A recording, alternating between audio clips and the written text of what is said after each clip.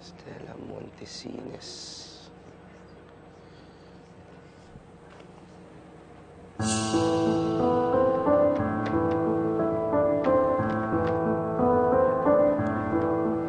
Gerald?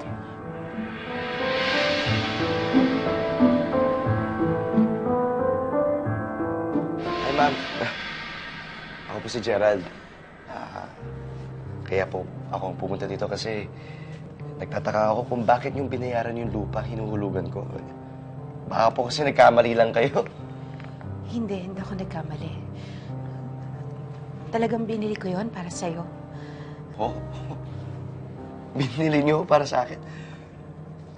Ma'am naman, ba't niyo po gagawin yun? Magkakilala po ba tayo?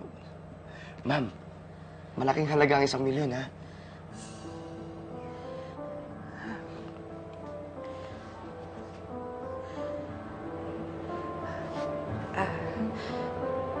Gusto kasi kitang tulungan.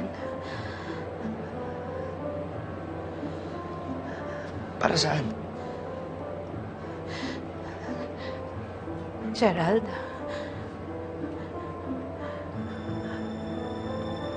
Ikaw si Janjan. Ang nawawala kong anak.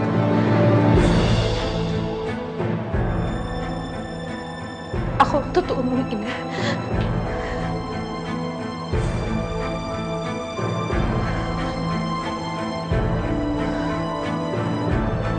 Kayo ang nanay ko.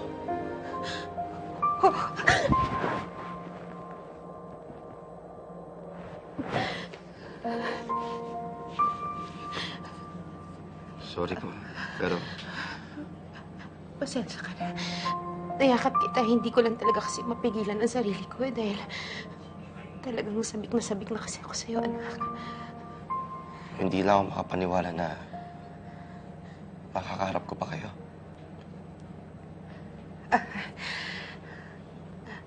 Alam kong nabigla ka. Na makita ko ulit. At hindi mo inaasahan to. Naintindihan ko yun. Pero walang araw, walang oras na hindi kita inaalala.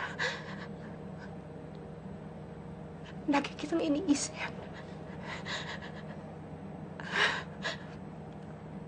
Alam kong baka masama ang loob mo sa akin. Pero sana, hayaan mo muna akong magpaliwanag sa'yo. Hindi niyo kailangan paliwanag. Ayaw mo bang marinig kung anong totoong nangyari? Janjan.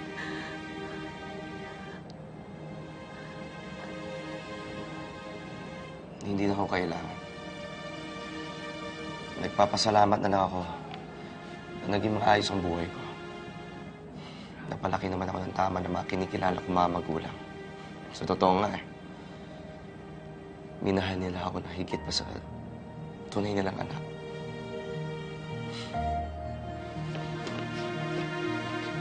Kaya, sorry po.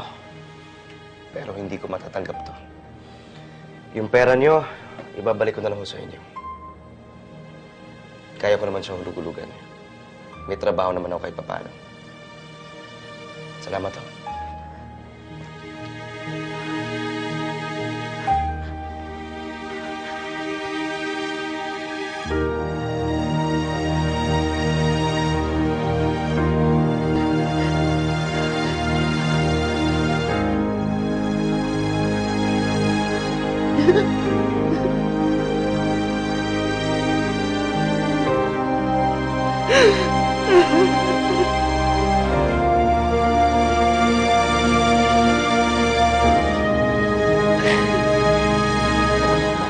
Miss niyo nga ako, no? Oo.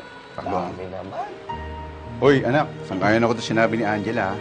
Huwag mong isara yung puso mo para sa nanay mo. Aba. Tayo naman. Okra. Eh, kasi naman, nagkahiwalay kami ng maraming taon.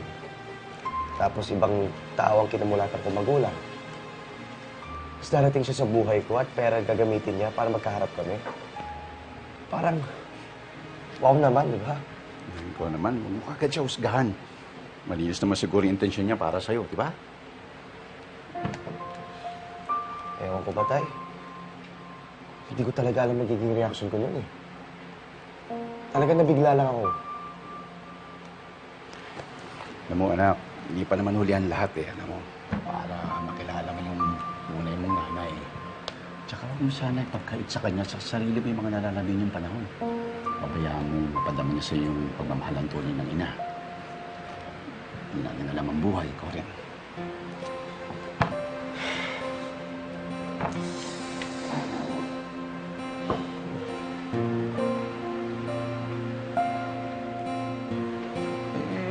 Huwag mo ko intindihin, no? Hindi naman kita pagdadamot sa nanay mo. Tsaka, hindi ako siloso, nak. Di ba? Tayo naman eh. Kahit konti. Oo, no? Ma'am, ayun na po si Gerald.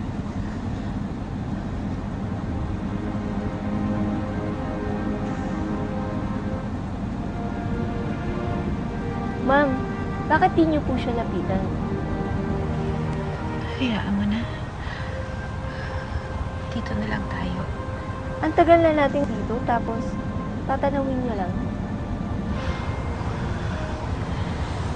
Alam mo lang, talagang gustong-gusto ko na siyang kausapin. Sabik na akong umiyakap at makausap siya at makasama. Pero ayaw niya sa akin eh.